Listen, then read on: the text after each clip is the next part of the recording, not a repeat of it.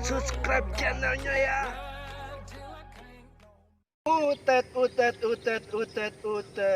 Ya, kita akan melanjutkan dasar-dasar kita main drone ya. Jadi ini kamera drone ini ya, SG700D, dia bisa secara tilt up, tilt down, tapi secara manual ya. Nah, di sini tilt up, tilt down, tinggal kita tekan atas dan bawahnya aja kayak bandros ya. Nah, ini dia. Nah, untuk sementara kita pakai tilt up dulu karena ketinggiannya kita masih rendah ya, jadi pakai tilt up dulu, jadi nggak terlalu tinggi ya. Terbang rendah kita sudah kelihatan di kamera. Oke, kita bermain drone, yaitu kalau kita pakai ya monitor HP, usahakan ya untuk tombolnya jangan di monitor HP. Biasanya monitor HP ini juga ada menu khusus buat tombolnya, tapi jangan, usahakan kita tetap pakai ya tombol kontrol ini, remote control ya. Itu. Nah, selanjutnya setelah kita ya kalibrasi ya, nah kita harus ya memberikan pemanasan dulu untuk drone ya, tidak langsung landing. Jadi dia muter dulu ya sekitar 5 second atau 10 second. Jadi diharapkan ada pemanasan dulu ya, jangan langsung terbang ya, karena mengganggu sistem juga ya. Contohnya seperti ini ya, saya kalibrasi dulu ya, terus kita pencet ya untuk pemanasannya ya, nanti bisa lihat. Nah, seperti ini ya, usahakan pemanasan dulu, jangan sampai terbang ya. Kita matiin lagi ya nanti. Oke, nah ya, jadi selanjutnya dasar-dasar ya kita bermain drone ya. Setelah drone ini ya naik, makanya nah di sini ya kita tangkap ya, bentar, terus kita matiin. Nah, drone ini mati ya, jadi kita harus kalibrasi lagi. Kalau setelah kita selesai pakai drone, setelah drone-nya sudah berhasil terbang terus kita matiin, nah itu harus dikalibrasi lagi. Karena kalau drone yang pakai wifi harus seperti itu, karena kalau nggak dikalibrasi lagi ya, ini tidak seimbang seperti dari awal yang tadi ya. Jadi kita matiin lagi drone-nya, terus juga remote controller kita matiin lagi dari awal lagi ya.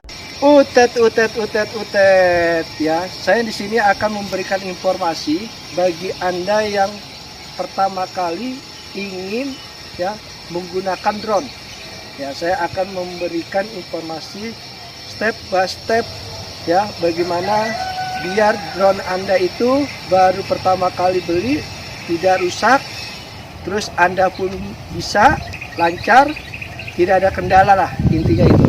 Yang pertama ya, sebelum kita menerbangkan drone ya drone ini, nah latihan dulu tangan ya, latihan tangan, remote ya.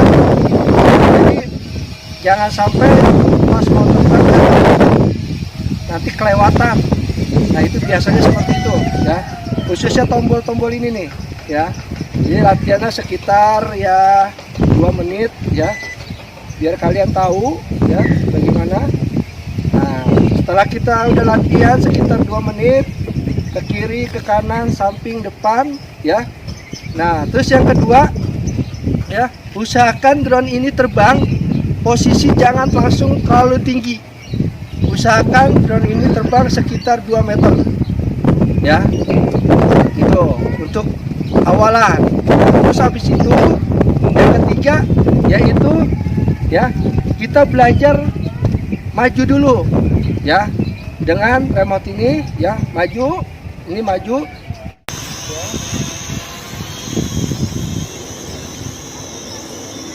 ya.